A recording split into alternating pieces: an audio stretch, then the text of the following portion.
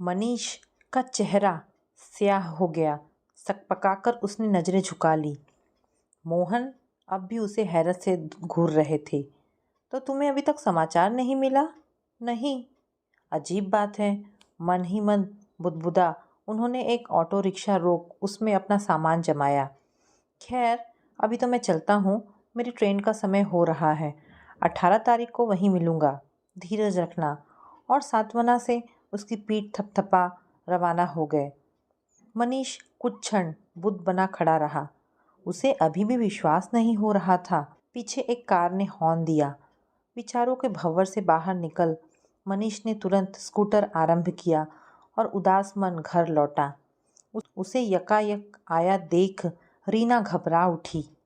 पानी का गिलास थमा चिंतित स्वर में पूछने लगी, तबीयत तो ठीक है ना? हाँ। फिर दफ्तर से जल्दी लौट आए? रीना, मनीष का कंठ सूख गया। माँ नहीं रही। हैं? कब? 7 दिन हो गए। क्या? वो लगभग चीख पड़ी। 7 दिन हो गए और हमें खबर तक नहीं। कौन बोला आपको? मोहन जी। यहाँ किसी काम से आए थे, अकस्मात मार्केट में मिल गए। मगर रीना अचकचाई।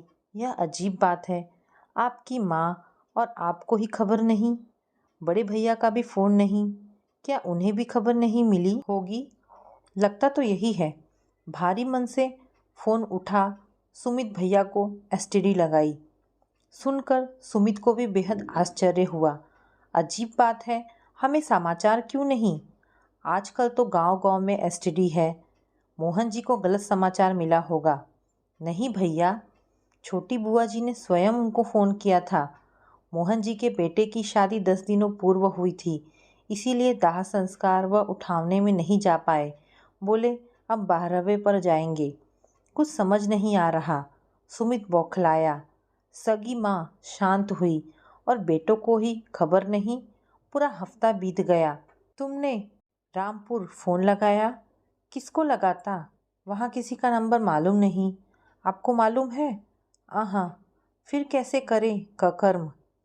दीदी को फ़ोन लगाकर पूछे? हंसेंगे नहीं हम पर? ऐसा करते हैं, कुछ सोच। सुमित ने उसे फ़ोन रखने को कहा। दूसरे ढंग से पूछते हैं। और मनीष के फ़ोन रखने के बाद सुमित ने अपनी पत्नी माया को कुछ समझाया।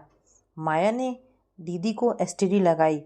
उधर फ़ोन लगाने पर माया ने पूछा, हेलो, रामपुर वाली बेला है? मैं उसकी सहेली सेवती यहाँ बैतूल आई थी, सोचा मिल। क्या? कब? ओ, अच्छा। और फ़ोन रख दिया। सुमित सिर पकड़ बैठ गया। मतलब खबर सच्ची थी, मगर उन्हें मिली क्यों नहीं?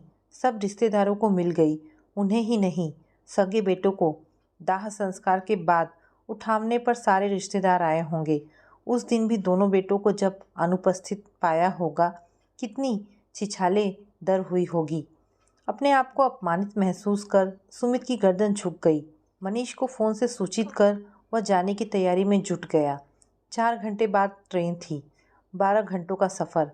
रास्ते भर उधेड़-बुन में रत रहा। सीट पर बेचैनी से पहलू बदल रही माया ने नथुने फुलाते हुए आशंका प्रकट की। मुझे तो गहरी साजिश लगती है। कैसी साजिश? माँ जी के गहने हड़पने की। मैं समझा नहीं। अरे सीधी सी बात है, अपन सब पहले पहुँच गए होते तो माँ जी के गहने हम दोनों बहुओं में बंटते। अब ना पहुँचने पर कर लिए होंगे किसी ने कब्जे में। किसने? उसी ने जो हफ्ते भर से आकर जमी बैठी है। घृणा से माया का स्वर विषैला हो गया।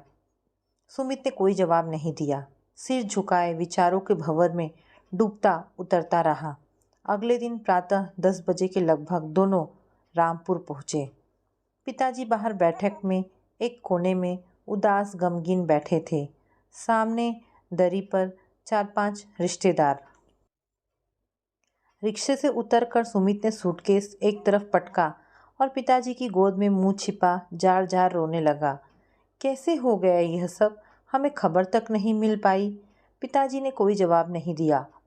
दीवार से सिर टिका, आंखें मूंद, होठों को कसकर भींच लिया। उनके झुर्रीदार चेहरे पर दर्द की असंख्य लकीरें थी। उधर माया रिक्शा से उतर अंदरूनी कक्ष में जा अपने आर्त विलाप से पूरे घर को गुंजाने लगी। दीदी से लिपट कर वह फूट फूट कर रोती उनके कंधे को तर कर रही थी। 3-4 मिनट दोनों का यह करुण विलाप चलता रहा।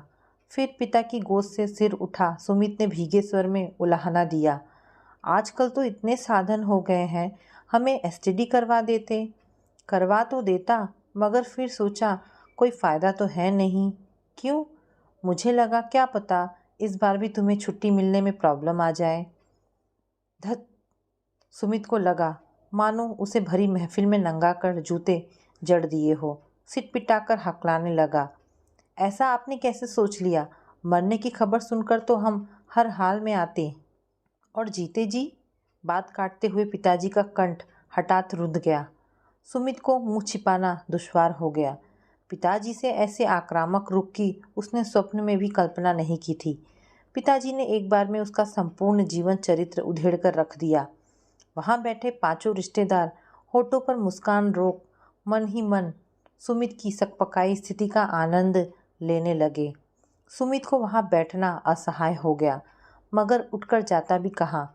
क्या घर छोड़कर वापस चल देता? उसी समय मनीष रीना का रिक्शा रुका। रीना रोती हुई अंदर चली गई। मनीष पिता के गले लिपट स्वर्गीय माँ को याद कर हाय हाय करने लगा। उसका चेहरा आंसुओं से तर था, कंठ गम से अवरुद्ध, बस भरे हृदय हाय माँ ओ माँ कहता विलाप करता रहा। कुछ मिनट रोने के बाद उसने हिचकियाँ लेते हुए पिता को उलाहना दिया, खबर तो करनी थी हमें। कैसे करता? बात काट पिताजी ने अपनी असहायता प्रकट की। मैं अकेला बूढ़ा दाह संस्कार का इंतज़ाम करता या तुम्हें फ़ोन करने जाता। किसी को भी बोल देते। ऐसे वक्त तो हर कोई सहयोग करने आ जाता है। सब कहने की किताबी बातें हैं बेटा। ठंडी सांस ले पिताजी ने अपनी छेदती निगाहें उसके चेहरे पर गड़ा दी। आज के ज़माने में लोगों को सगों के लिए समय नहीं, परायों के लिए कौन खटता है। मनीष सकपका गया। वो समझ नहीं पाया पिताजी वास्तव में जमाने की शिकायत कर रहे हैं या बेटों पर कटाक्ष। अचकचाकर उनका मुंह देखता रहा। पिताजी मुंह फेर बाहर सड़क की तरफ देखने लगे। मनीष को वहाँ बैठना असहाय हो गया। रिश्तेदारों की मुख मुद्रा उसने भांप ली थी। वे सब दबी छिपी व्यंग्यात्मक मुस्कानों से उसकी स्थिति का आनंद ले रहे थे। सुमित के तन बदन में आग लग गई। मन तो हुआ पूछे पिताजी से।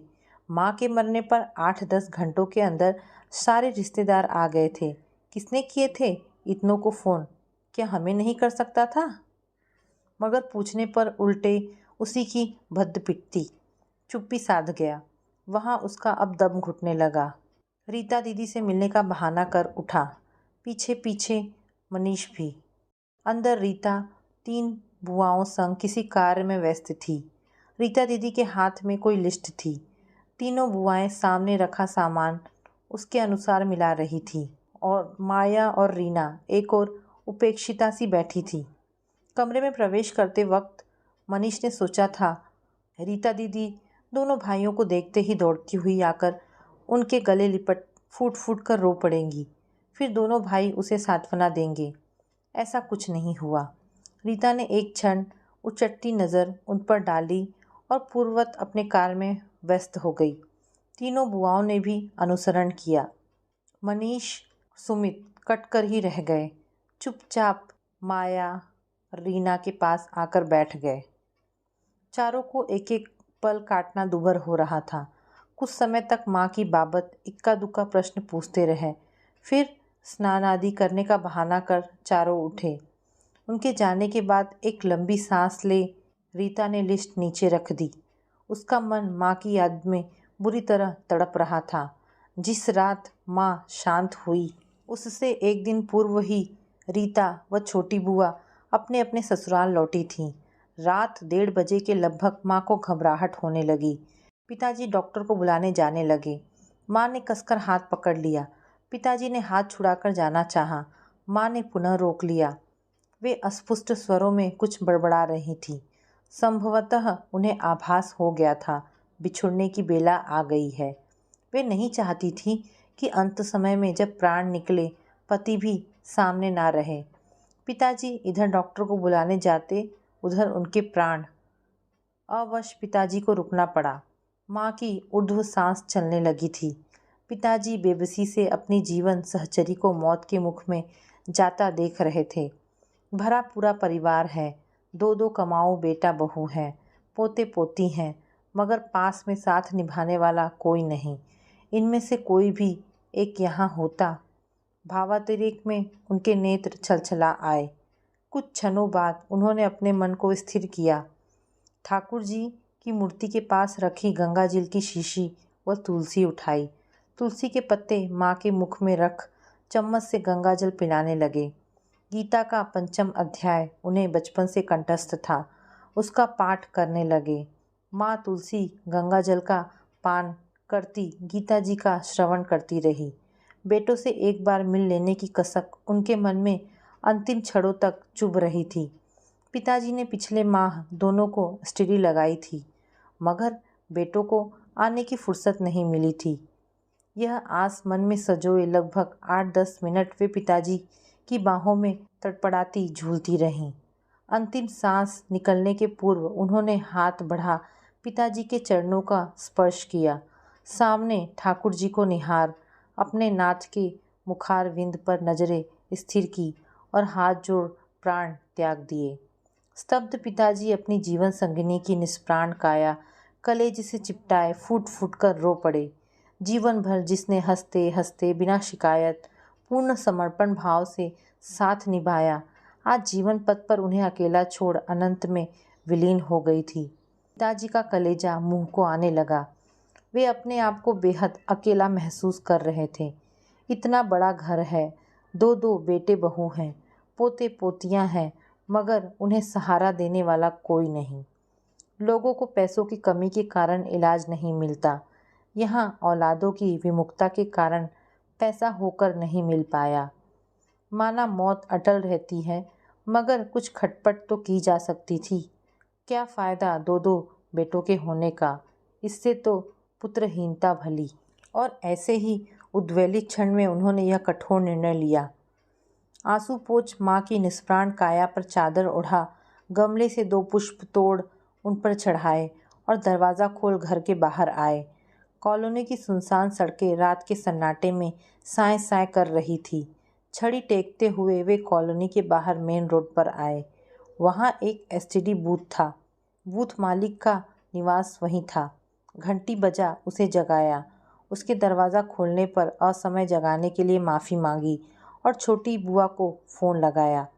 बुआ को उन्होंने सख्त ताकीद कर दी, दोनों बेटों और उनके ससुराल को छोड़ बाकी सब रिश्तेदारों को सूचित कर देना। हतप्रभ रह गई बुआ, ऊहापोह करने लगी। पिताजी ने कसम दे मुंह बंद कर दिया। फ़ोन कर पिताजी घर लौटे। सूना घर उन्हें काटने को दौड़ रहा था। छोटी बुआ पास ही गांव में रहती थी। आधे घंटे में फूफा जी के साथ मोटरसाइकिल से आ गई। आते ही पिताजी के गले लग फूट फूट कर रो पड़ी। पिताजी के मन की पीड़ा रोके नहीं रुक रही थी। वे भी बच्चों के समान बिलखने लगे। छुटकी, एकदम अकेला रह गया हूँ मैं। बुआ फूफा जी उन्हें बाहों में भींच ढांढस बंधाते रहे। 2 घंटे बाद रीता भी पति व बच्चों के संग आ गई। थोड़ी ही देर बाद बड़ी व मंझली बुआएं फूफा जी बच्चों के संग आ गईं। घर में कोहराम मच गया था। पिताजी को धीरज बंधाते हुए सबने समझाना चाहा। अच्छा लगेगा, दो दो